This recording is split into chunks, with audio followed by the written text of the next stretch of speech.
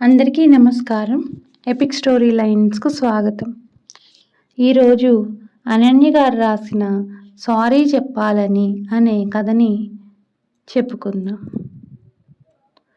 ఇంకోసారి దాన్ని చూడొచ్చు కదా అని ఆ పెద్దాయన అన్న మాటలే రాజేష్ చెవుల్లో ధ్వనిస్తూ ఉన్నాయి. బైక్ నడుపుతున్నాడు కానీ చుట్టూ నడుస్తున్న వాహనాల వృధా హారన్లు ఇవేమీ తనకి వినిపించట్లేదు. ఆ పెద్దాయనే గుర్తొస్తున్నారు.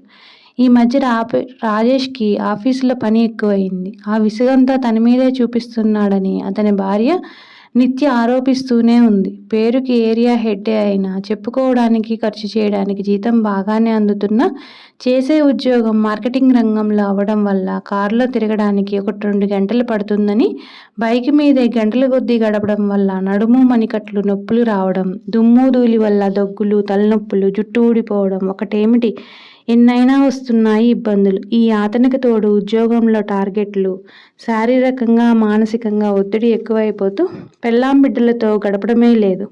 సరికదా, మాట్లాడే 4 మాటల్లోనూ విసుగు చిరాకు ఉంటున్నాయి. నిత్య చెప్పడమే కాదు తనకి తెలుస్తుంది. కానీ ఎంత వద్దనుకున్నా ఈ కోపం విసుగు ఇంకా ఇంకా ఎక్కువ అవుతున్నాయి. ఉదయం అదే జరిగింది. చిన్న విషయానికి ఇంట్లో చిలికి గాలివాన అయింది. తన పై స్థాయి మేనేజర్ ఒకతను ఊళ్ళోకి వస్తున్నానని కబురు పెట్టాడు.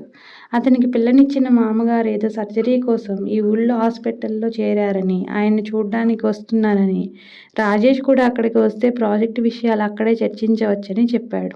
అసలే టార్గెట్ అవ్వడానికి టైం తక్కువగా ఉందని టెన్షన్లో ఉంటే అతన్ని కలవడానికి ఒక రోజంతా వృధా అయిపోతే ఎలా?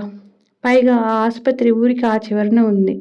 రాను పోను 4 గంటలు పోతాయి. ఇక అక్కడ చర్చలంటే ఇంకో 4-5 గంటలు పట్టేస్తాయి.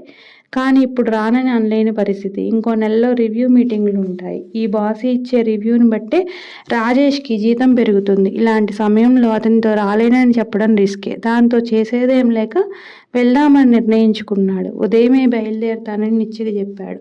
ఉదయం పిల్లవాడిని స్కూల్కి సిద్ధం చేస్తూ ఇడ్లీలు వేసి పెట్టింది. పచ్చడిలో ఉప్పు వేయలేదని కేకలు వేశాడు. అయ్యో, ఇంకా వేయలేదు, అప్పుడే వడ్డించేసుకున్నావా అంది.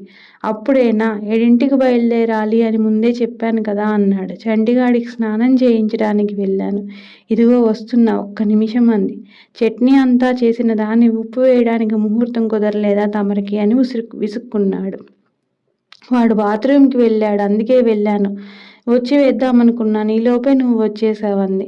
అంటే నేను రావడమే తప్పంటావు? పోనీ మళ్ళీ గదిలోకి వెళ్ళి ఒక అరగంట సేపు అద్దం ముందు నుంచొని రానా అని మళ్ళీ చిరుబుర్రులాడాడు. ఇదిగో వచ్చేసా, ఆ ప్లేట్ పక్కకు పెట్టేయ్, ఇదిగో ఉప్పు వేసిన చట్నీ ఈ ప్లేట్లో తిను అని ఇంకో ప్లేట్ అందించి అందులోకి ఇడ్లీలను మార్చింది. ఇప్పుడు ఆ పచ్చడి ఏం చేస్తావు? పడేస్తావా అన్నాడు. పడేయనులే అంది. డబ్బులు ఎక్కువైపోయాయి నీకు, సంపాదించేవాడికి తెలుస్తుంది బాధ అన్నాడు. పడేయని మహాప్రభు, నీకు టైం అవుతుంది కదా, బయలుదేరు అంది. అంటే నోరు మూసుకోమంటున్నావు అంతే కదా? కాదు, నిజంగానే టైం అవుతుంది కదా, ఇబ్బంది పడతావని. మొగుడితో తప్ప అందరితోనూ సవ్యంగానే మాట్లాడతావు, నా కర్మ. ఇప్పుడు నేనేమన్నాను? ఏమీ అనలేదు, నాకే ఊసిపోక అరుస్తున్నాను. సరే, వాడికి టైం అవుతుంది, స్నానం చేయించాలి. నువ్వు తినేశాక ఈ కాఫీ తాగి తలుపు దగ్గరికి వేసి వెళ్ళిపో. వేస్తానులే, మీ ఇంట్లో లాగా వదిలేసి వెళ్ళను. ఏంటి? ఏమన్నావు? ఏం లేదు. అంత ధైర్యమా? లేదు. ఏదో అన్నావు, చెప్పు. నిన్ను చాలా చక్కగా పెంచారని అంటున్నాను. ఇప్పుడు ఆ మాటలు మాట్లాడే టైం ఉందా నీకు? పొద్దున్నే లేచి వాడిని తెమల్చి నాకు టిఫిన్ దగ్గరుండి పెట్టచ్చు కదా.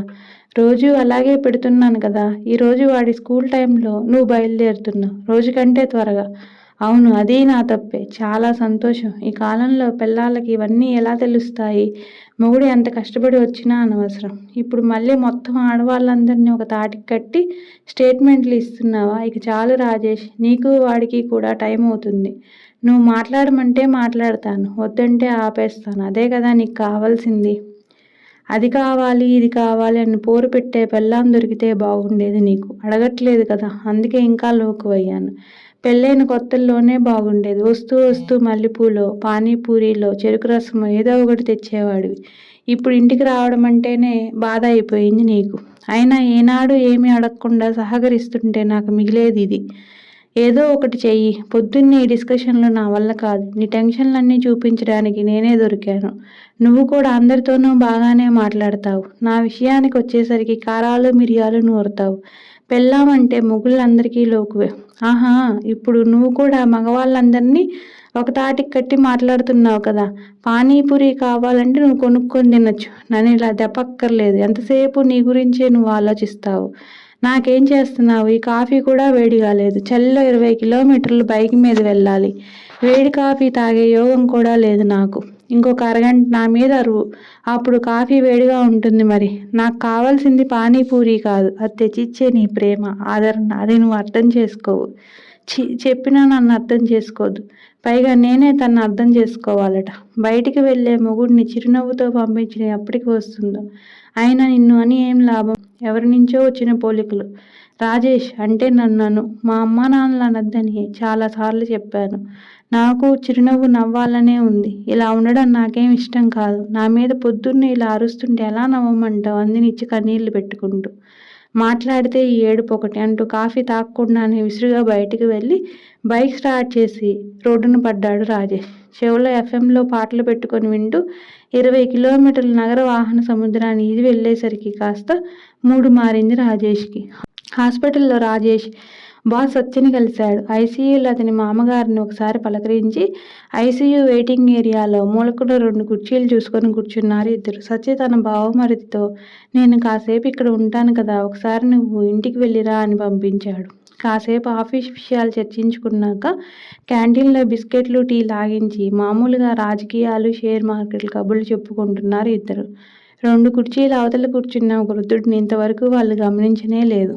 ఆయనే రాజేష్ని పిలిచి బాబు ఇక్కడ ఫోన్ ఛార్జింగ్ పెట్టాను. నా బ్యాగ్ ఇక్కడ ఉంది. ఐసీయూ నుంచి నర్సు నన్ను రమ్మని పిలిచింది. ఒకసారి వెళ్తాను. కొంచెం నా ఫోను బ్యాగు చూస్తారా బాబు అన్నాడు. రాజేష్ వాచి చూసుకుంటూ నేను ఇక్కడ ఇంకో అరగంట మాత్రమే ఉంటానండి. ఈయన కూడా ఇంక బయలుదేరతారు అన్నాడు. అప్పే 5 నిమిషాల్లో వచ్చేస్తాను బాబు అన్నారు ఆయన. సరే వెళ్ళి రండి అన్నాడు రాజేష్. ఆ పెద్దాయన నడిచి వెళ్తుంటే గమనించాడు రాజేష్. చేతివేళ్ళు సన్నగా వణుకుతున్నాయి. చిన్నపిల్లల కంటే చిన్నగా బుడిబుడి అడుగులు వేస్తూ లిఫ్ట్ వైపుకి వెళ్తున్నాడు. 80 ఏళ్ల పైనే ఉంటుంది వయసు. కాటన్ తెల్ల పంచి మీద లేత నీలం రంగు చొక్కా వేసుకున్నారు. చిన్న సంచి చేతిలో పట్టుకొని నెమ్మదిగా చిన్న చిన్న అడుగులతోనే లిఫ్ట్ చేరుకున్నారు. పాపం కదా రాజేష్, పెద్దవాళ్ళకి ఎంత కష్టం. పిల్లలంతా ఏ ఎన్ఆర్ఐలో అయ్యుంటారు. ఐసీయూలో ఉన్నది ఆయన భార్య అయ్యుంటుంది అన్నాడు సత్య. అయ్యుండొచ్చు అన్నాడు రాజేష్ ఏదో ఆలోచిస్తున్నట్టుగా తల ఊపుతూ. పిల్లలు ఏ అమెరికాకో ఆస్ట్రేలియాకో చదువుకో ఉద్యోగానికో వెళ్తామన్నప్పుడు ఆనందంతో అందరికీ మా వాడు ఆ దేశంలో ఉన్నాడు, మా అమ్మాయి ఈ దేశంలో కాపురానికి వెళ్ళింది అని చెప్పుకుంటారు. తీరా పిల్లల ఆదరణ తల్లిదండ్రులకు అవసరమయ్యేసరికి వాళ్ళు రాలేరు. ఇక్కడ వీళ్ళు ఒక్కరే ఉండిపోతారు. ఇప్పుడు మా బావమరిదిని చూడు, ఇక్కడ ఉన్నాడు కనుక తండ్రిని చూసుకుంటున్నాడు. మేము పిలవగానే పలికేలా ఉన్నాం కాబట్టి మా మామగారికి సర్జరీ అనగానే వచ్చి వాలిపోయాము. హాయిగా ఉన్నారు వాళ్ళు అని తన అభిప్రాయం తాను కుండ బద్దలు కొట్టినట్టు చెప్పుకుపోయాడు సత్య. అవునన్నట్టు తల ఊపుతూ వింటున్నాడు రాజేష్. రాజేష్ తల్లిదండ్రులు తమ సొంత ఊళ్ళోనే ఉంటున్నారు తన అన్నా వదినలతో. కనుక కొంత నిశ్చింతగానే ఉంటుంది రాజేష్కి. అప్పుడప్పుడు తన ఇంటికి వస్తూ వెళ్తూ ఉంటుంటారు. అత్తమామలకి నిత్య ఒక్కతే కూతురు. ఈ ఊళ్ళోనే పక్క ఏరియాలో ఉంటూ తరచూ రాకపోకలు సాగిస్తూ ఉంటారు వాళ్ళు కూడా. ఈలోగా ఆ పెద్దాయన మళ్ళీ లిఫ్ట్ దిగి అలాగే బుడిబుడి అడుగులు వేసుకుంటూ దగ్గరికి వచ్చారు. ఈసారి మరింత నిమిషంగా గమనించాడు రాజేష్. ఆయన చెయ్యే కాదు, మెడ కూడా సన్నగా వణుకుతున్నట్టుగా ఊగిపోతుంది. పాపం ఇంత వృద్ధాప్యంలో ఆయనకే ఇలా ఉంటే భార్యను చూసుకోవాల్సి రావటం ఎంత దారుణం అనుకున్నాడు. పెద్దాయన పక్కకు వచ్చి కూర్చుంటూ చాలా థ్యాంక్స్ బాబు, ఏదో సంతకం కావాలని పిలిచింది నర్స్ అన్నారు. పర్వాలేదండి, ఎవరున్నారండి ఐసీయూలో అని అడిగాడు రాజేష్. మా ఇంటావిడ బాబు, 4 ఏళ్లుగా నలతగానే ఉంటుంది. 2 రోజుల క్రిందట రాత్రి ఉన్నట్టుండి వాంతులు చేసుకుంటూ ఇక్కడికి తీసుకొచ్చాం బాబు అన్నారు. ఇప్పుడు అంతా బాగానే ఉందా అండి అని అడిగాడు రాజేష్. వాంతులు ఆగేలా ఏదో మందు ఆ రాత్రే ఇచ్చారు. ఏవేవో టెస్టులు చేశారు. ఊపిరితిత్తుల్లో ఏదో ఇన్ఫెక్షన్ మొదలై ఇప్పుడు మెదడుకు చేరిందన్నారు. సర్జరీ అవసరమా లేదా అని డాక్టర్లు మాట్లాడుకొని ఇదిగో ఇందాకే సర్జరీ చేసి చూద్దామని నిర్ణయించారు బాబు. అందుకే సంతకం పెట్టమంటే వెళ్ళి వచ్చాను అన్నారు ఆయన ఆయాసంగా ఒక్కొక్క మాట పలుకుతూ. మీ పిల్లలు ఎవరు దగ్గరలో లేరా అండి అడిగాడు సత్య. ఉన్నారు బాబు, 3 పిల్లలు ఈ ఊళ్ళోనే ఉన్నారు. రాత్రి ఒకరు పగలు ఒకరు ఇక్కడే ఉంటున్నారు. నన్ను ఇంటికి వెళ్ళిపోమన్నారు. నేనే ఇక్కడ ఉంటానని పట్టుబట్టాను. కొడుకు కోడలు స్నానాలు భోజనాలు చేద్దామని ఇందాకే వెళ్ళారు. కూతురు అల్లుడు ఇప్పుడు నాకు భోజనం తీసుకువస్తారు. రాత్రి మళ్ళీ చిన్న కొడుకు వస్తాడు అన్నారు. సత్యం రాజేష్ ఒకరి ముఖాలు ఒకరు చూసుకున్నారు. మనం అనవసరంగా బోల్డ్ కథలు అల్లేసుకున్నాం కదా అన్నట్లు కళ్ళతోనే కనిపించకుండా నవ్వుకున్నారు. నేను ఫుడ్ కార్పొరేషన్లో చేసి రిటైర్ అయ్యాను బాబు. మాకు 22 ఏళ్లలోపే పెళ్ళి అయింది. అది నా మేనకోడలే. పాపం 60 ఏళ్ల పైన ఒకరికొకరం తోడుగా ఉన్నాం.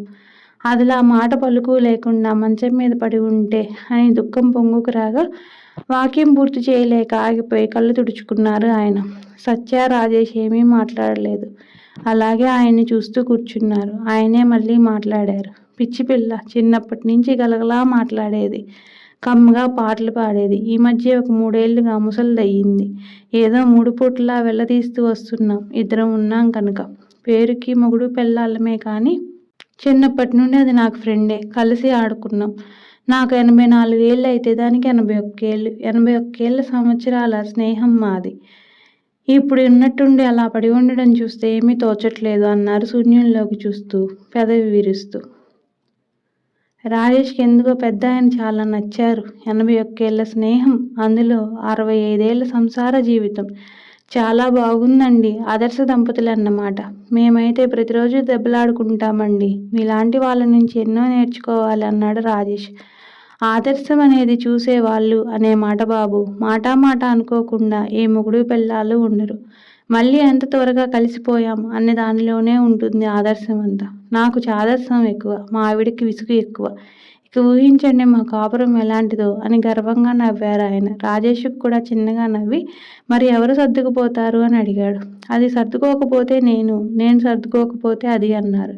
ఇందులో ప్రత్యేకించి చెప్పాల్సిందేముంది అన్న స్వరంతో. ఎవరూ సర్దుకోకపోతే అన్నాడు సత్య. ఇద్దరం కలిసి సర్దుకుపోవడమే. జీవితం చాలా చిన్నది బాబు. మనం చూస్తుండగానే ఎదుగుతాం. పెళ్ళిళ్ళు అవుతాయి, పేరెంటాళ్ళు అవుతాయి, పిల్లలు, వాళ్ళ చదువులు, వాళ్ళ పెళ్ళిళ్ళు, మనుమలు, ఇలా రెప్పపాటులో అందరం కైలాసయాత్ర చేయవలసిందే. కోపాలతో కాలక్షేపం వల్ల ఏం మిగులుతుంది అన్నారు. మీకు కోపం రాదా అని అడిగాడు రాజేష్. ఎందుకు రాదు? దూర్వాసుడి పక్క సీటు నాకే. మొన్న 4 రోజుల క్రితం దాన్నే ఊరికే కోప్పడ్డాను. 4 సార్లు పిలిచినా పలకలేదని వినికిడి తగ్గిన మనిషిని పట్టుకొని వినపడనందుకు కేకలేస్తే దాని మనసు చివుక్కుమనదు. ఒక పూటకి నాకు తెలివి వచ్చింది. కానీ ఆ రోజే అది ఈ హడావిడి చేసింది. ఇప్పుడు సారీ చెప్పాలని నాకున్నా అది నన్ను గుర్తుపట్టడం లేదు. అసలు కళ్ళు తెరవాలి, నన్ను చూడాలి కదా. సారీ చెప్పగలనో లేదో అంటూనే ఆయన కళ్ళనీళ్ళ పర్యంతం అయ్యారు. అంతలో మళ్ళీ పెద్దాయన ఫోన్ మోగింది. మాట్లాడాక నర్సుకి పాత ఫైల్ కావాలట, ఇచ్చేసి వస్తాను. ఇంకోసారి బ్యాగ్ కనిపెట్టుకొని ఉండండి బాబు అంటూ లేవబోయారు. రాజేష్ చటుక్కున లేచి, నేను ఇస్తానండి, ఫైలే కదా, మీరు కూర్చోండి అన్నాడు. అలా కాదులే బాబు, ఆ వంకని ఇంకోసారి దాన్ని చూడొచ్చు కదా అని అంటూ ఆ చిన్ని అడుగులతోనే వణికే చేతులు కాళ్ళతో లిఫ్ట్ వైపుకు నడిచారు. కాసేపటికి సత్య బావమరిది వచ్చాడు. సత్య మరోసారి తన మామగారిని పలకరించి బయలుదేరిపోయాడు. రాజేష్కి పనులు ఉన్న పెద్దాయన పిల్లలు వచ్చే వరకు తోడుగా ఉండాలనిపించి ఆగాడు. ఇంకాసేపటికి వాళ్ళు వచ్చారు. డాక్టర్తో మాట్లాడారు. సర్జరీ వల్ల లాభం లేదని, ఇన్ఫెక్షన్ బాగా పాకిపోయిందని, ఇంకొన్ని గంటలే ఆవిడికి ఉన్నాయని వాళ్ళు తండ్రికి చెప్పారు. కూతురు వెక్కి ఏడుస్తోంది. కోడలు ఆవిడను ఓదార్చుతోంది. అల్లుడు కొడుకులు డాక్టర్లతో మాట్లాడుతున్నారు. పెద్దాయన అలాగే కుర్చీలో కూలబడిపోయారు. ఈసారి ఆయన ఏడవడం లేదు. ఆయన చెప్పవలసిన సారీ చెప్పలేకపోయినందుకు బాధపడుతున్నారా? చిన్నతనంలో ఆవిడతో ఆడుకున్నవి గుర్తు చేసుకుంటున్నారా? పెళ్ళయ్యా కలిసి పడిన సుఖదుఖాలు ఏమైనా తలుచుకుంటున్నారా? బ్రతికించమని దేవుడిని కోరుకుంటున్నారా? ఆయనకే తెలియాలి. ఏమో, బహుశా ఆయనకు కూడా తెలియదేమో. శూన్యంలోకి చూస్తూ అలా ఉండిపోయారు. ఆవిడకి ఏమైనా అయితే ఆయన ఒంటరి అయిపోతారు. కంటికి రెప్పలా చూసుకునే పిల్లలు ఉన్నారని తెలుస్తోంది. కానీ పిల్లలే, ఆవిడే. ఆ స్నేహితురాలు లేని లోటుని ఎవరు తీర్చలేరు కదా. ఇక బయట చీకటి పడుతోంది. 20 కిలోమీటర్లు వెళ్ళాలి గనుక ఆయన్ని పిలిచి, బాబాయ్ గారు, పిన్ని గారికి ఏమీ కాకూడదని కోరుకుంటున్నాను, కంగారు పడకండి అన్నాడు. దేవుడే కాయాలి బాబు, వెళ్ళిరండి అన్నారు హ్యాండ్ షేక్ చేస్తూ. రాజేష్ కాలింగ్ బెల్ కొట్టగానే నిత్య నవ్వు ముఖంతో తలుపు తీసింది.